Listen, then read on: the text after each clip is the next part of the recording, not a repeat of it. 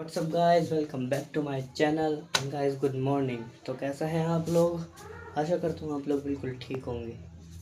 And guys, तो कल की वीडियो में इसलिए अपलोड नहीं कर पाया क्योंकि कुछ थोड़ी दिक्कत हो गई थी और वो फ़ोन में पता नहीं क्या होगा तो सारी वीडियोस मेरे को डिलीट करनी पड़ी, फिर से रिस्टार्ट हुआ है। तो आज मैं अपनी नई ब्लॉग डालूँगा और आज मैं कैसे का जगाने वाला हूँ आपको दिखाऊंगा। वो एक तरीके से पार्क है लेकिन वो बहुत बड़ा पार्क है और आपको देख के वहाँ मज़ा आएगा। ऐसी ऐसी चीज़ें आपको वहाँ दिखाऊंगा, आपको होगा क्या बात है, मज़ा ही आ गया। तो अभी मैं सो के उठा था 15-20 मिनट पहले। तो चलो फिर हमने सोचा कि अपने दोस्तों से मिलते हैं, सबसे मिलेंगे। तो अब कल मिलते हैं। सो गाइज़, अब आपको हम थोड़ी देर में मिलते हैं। नहा धोकर आपको थोड़ा सा बाहर घुमाते हैं हम। फिर हम क्या, मैं ही घुमाऊँगा अकेला ही। तो थोड़ी देर बाद मैं आपको यहाँ से बाहर घुमाऊँगा, फिर बाद में शाम को चलेंगे हम पार्क में। आपको अपना पार्क दिखाएंगे। वो ऐसा पार्क है आप लोगों को होगा वाओ, इनबिलीवेबल, डिस्पॉसिबल। ओके, तो बाय। सो गाइस, मैंने पार्क जाना कैंसिल कर दिया है क्योंकि आज मौसी डिस्चार्ज हुई है, तो इसलिए केक वेक कटेगा छोटे बाबू का, तो इसलिए हम वहाँ पे आए थे लेकर।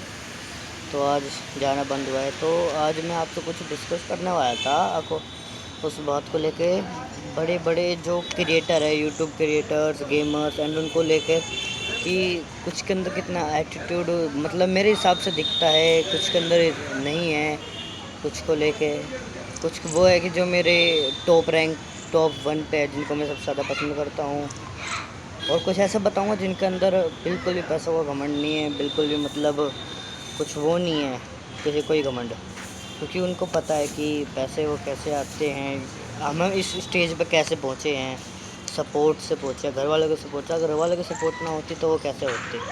तो आज मैं आपको बड़े बड़े क्रिएटर्स के उस पर ही बात करूँगा थोड़ा, इसलिए मैंने पार्क जाना कैंसिल करा। तो मैं दोपहर में यही सोच रहा था बैठ के कि मेरे को किस कॉन्सेप्ट पर बनानी चाहिए। पार्क वाला अच्छा नहीं होगा, तो इसलिए मैंने इस कॉन्सेप्ट के ऊपर बना रहा हूँ, इस टॉपिक पर। तो आपको हम बताएंगे कौन क्रिएटर मेरे हिसाब से कैसा लगता है मुझे। वो आप लोगों की थिंकिंग है, वो आपको कैसा लगता है, बट जो मेरे हिसाब से है वो मैंने अपनी लिस्ट बना रखी है। मेरे को कुछ गेमर बहुत अच्छे लगते हैं, कुछ यूट्यूबर अच्छे लगते हैं, कुछ ब्लॉगर, कुछ पैसों के जो अपना जो घमंड रखते हैं अपने अंदर, उनके अंदर उनको मैं सपोर्ट नहीं करता, ना मैं उनको लाइक करता। वो पहले मेरे बहुत वो थे, मैं उनको अपना आइडल मानता था। एक तो ऐसा वो है जिसको देख देख के मैंने अपनी वीडियोस बनानी शुरू करी है, लेकिन जब से मैंने उसकी वो 2 वीडियो देखे तो मेरे को उस दिन से मन उठ चुका है उसके ऊपर से।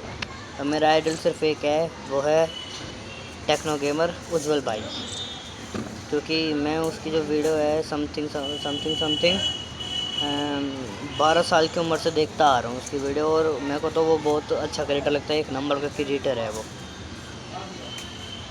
तो जैसे कि उज्जवल भाई है, वो मैं उन्हें आइडल मानता हूँ, क्योंकि वो ऐसे गेमर है, वो इंडिया के सबसे बेस्ट गेमर है, जिन्होंने 12 साल की उम्र में 18 प्लस गेम खेलना शुरू करा था। पहले उनका डाउनफॉल शुरू हुआ, फिर धीरे धीरे धीरे धीरे करके हम लोगों के सपोर्ट से, आप लोगों के सपोर्ट से वो आज बहुत बड़े बन चुके हैं। इस उज्जवल भाई के आज के टाइम पे 52 मिलियन सब्सक्राइबर्स है यूट्यूब पर और इन गेमिंग लाइन में, और उनके अंदर एक पैसे का भी घमंड बिल्कुल नहीं है। वो सबके साथ फ्रेंड रहते हैं, कौन कैसा है उनको कोई वो नहीं है, अपने हर उसमें अपने हर फैन से मिलते हैं सब कुछ। और उनकी लाइन में आते मेरे सेकंड नंबर पे वो है अज्जू भाई। जो अज्जू भाई है वो भी एक नंबर के क्रिएटर है, गेमर है एक नंबर के। फ्री फायर से उन्होंने अपना नाम बनाया है। उज्जवल भाई ने सपना उससे क्या नाम GTA 5 से अपना नाम बनाया था, वैसे ही इन्होंने अज्जू भाई ने भी अपना नाम बहुत अच्छा बना रखा है। ये भी मेरे को बहुत बेस्ट लगते हैं। फिर उसके बाद जो है मतलब जिनसे मैं अपनी लाइफ में मिलना चाहता हूँ वो एक है गेमर फ्लीट। ये एक ऐसे वो हैं मतलब जिन्होंने गरीबी देखी है। उन्होंने ट्यूशन पढ़ा के अपने सेकंड हैंड उन्होंने प्ले स्टेशन लिया, ट्यूशन पढ़ाया, स्कूल में पढ़ाया, उन्होंने क्या क्या कर, मेरे को इतना कुछ नहीं पता उनके बारे में, लेकिन उन्होंने जो करा है ना उनके अंदर भी एक पैसा का घमंड नहीं है। मैंने देखा है, जैसे कि मैं उनकी गेम्स की वीडियो देखता हूँ वैसे, तो मैंने देखा है उनके अंदर एक पैसे का भी घमंड नहीं है। और उसी हाल में तो एक वो है, मैं उसका फ़िलहाल नाम भूल चुका हूँ। तो भाई मैंने उसकी एक वीडियो देखी 3-4 दिन पहले कि वो अपनी फैमिली के साथ था। उसके चाचा और उसके पापा थे, तो उसका छोटा भाई कहता है कि भैया गाड़ी का इंश्योरेंस हो रखा है क्या? उसके पापा चला रहे छोटे भाई के, कह कि हाँ हो रखा है। तो वो कहता है कि तेज़ चलाओ, फिर पापा तेज़ चलाओ, तो वो कहता है कि नहीं नहीं गाड़ी ठुक जाएगी, फिर क्या करूँगा ये वो। फिर उससे सीन कट होता है, अगले सीन में उसके पापा चला रहे होते हैं। फिर कहता है पापा कितनी तेज़ गाड़ी चढ़ाओ, कोई दिक्कत नहीं है, ठुकी क्या होगा, नई गाड़ी आ जाएगी, इसे बेच देंगे, ये कर देंगे। तो भाई मतलब वो बात मुझे थोड़ा हर्ट हुई कि फैमिली मेम्बर है, ज़्यादा रिलेशन का है, उसके चाचा तो ही लगते हैं। तो मेरे को ये बात उनकी बहुत बेकार लगी है, इसलिए तो मैं अब उनको हर्ट भी नहीं करता, लेकिन वो मेरे दिल पे से उतर गया। मैं अब उन्हें अपना आइडल नहीं मानता। मैं मानता हूँ वो भी भाई, उन्होंने भी बहुत ज़्यादा गरीबी देखी है। अब वो इंडिया के टॉप 1 ब्लॉगर हैं, 47 मिलियन सब्सक्राइबर्स हैं उनके। तो मैं उन्हें मानता हूँ कि वो भी बहुत अच्छे क्रिएटर है, बट उनकी बात मेरे अंदर से उतर चुकी है। और वो एक बार भाई अपने उस पर भी गए थे, एक चैनल ने बुलाया था उनको, तो उन्होंने रोलेक्स की घड़ी पहन रखी थी, मेरी तो HMT की है। उन्होंने रोलेक्स की घड़ी पहन रखी थी, तो चैनल वाले ने पूछा कि ये कौन सी घड़ी है, क्या कि ये रोलेक्स की घड़ी है। तो वो कहते हैं कि कितने की आती होगी। तो उन्होंने अपने पैसे के उसमें कहा, मेरे को लगता है कि उनको पैसे का घमंड है, मैं कंफर्म नहीं हूँ, बट मेरे को लगता है कि उनको पैसे का घमंड है। तो उन्होंने अपने उसमें कहा कि आपका पूरा चैनल खरीद सकता हूँ, इतने की है ये। तो भाई ये बात भी मुझे लगी कि ये ऐसी बात तो भाई होनी नहीं चाहिए, ये तो बहुत गलत करा भाई ने। फिर कुछ सवाल और पूछे गए आगे।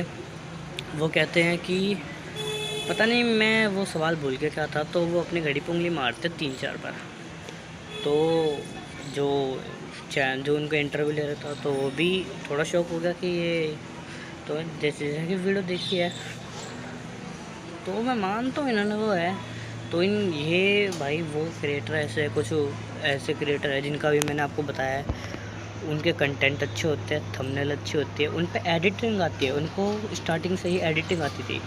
मैं हूँ ना, मेरे साथ कोई टीम है, घर वालों ने सपोर्ट दिया है, उन्होंने कहा रखा है कि अच्छे से कर तू, व्लॉगिंग बनानी तो व्लॉग बनाने तो बना।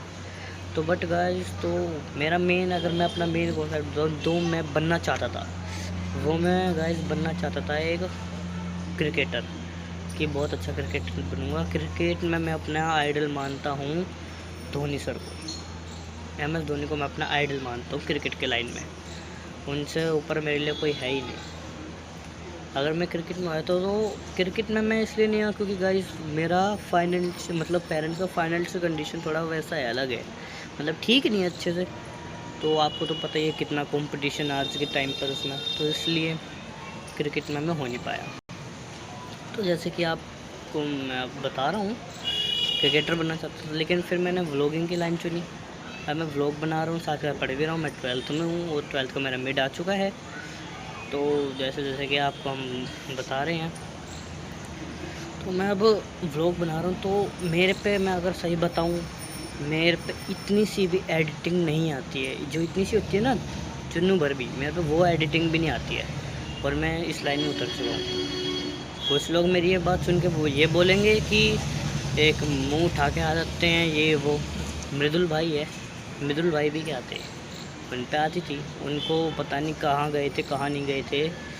मेरे हिसाब से बिग बॉस में बोली थी उनका ये बात कि द मृदुल, वो भी बहुत अच्छे हैं, मैं उनको मानता हूँ, वो भी बहुत अच्छे हैं। तो वो बिग बॉस में गए थे, तो उनको किसी ने कहा था कि मुंह उठा के आ जाते हैं ये तो, गांव वाले तो ऐसा जैसा कुछ है नहीं, ये मुंह उठा के आ जाते हैं अपने चैनल यूट्यूब पर। तो उनकी जो बहन है प्रगति, मैं नाम ठीक से बताया नहीं, प्रगति, तो कहती है, तो वो उसका रिप्लाई देती है, क्या कि हाँ आ जाते हैं मुँह उठा के, आप भी आ जाओ, इतना आपको फेमस है तो यूट्यूब पे आप भी मुँह उठा के आओ, हम मानते हैं, हम आए मुँह उठा के, तो आप भी आओ भाई। तो मैं ये भाई किसी की बुराई नहीं कर रहा हूँ, तो मैं आपको बता रहा हूँ कि मतलब नेचर कैसा है, मेरे हिसाब से क्या गलती है।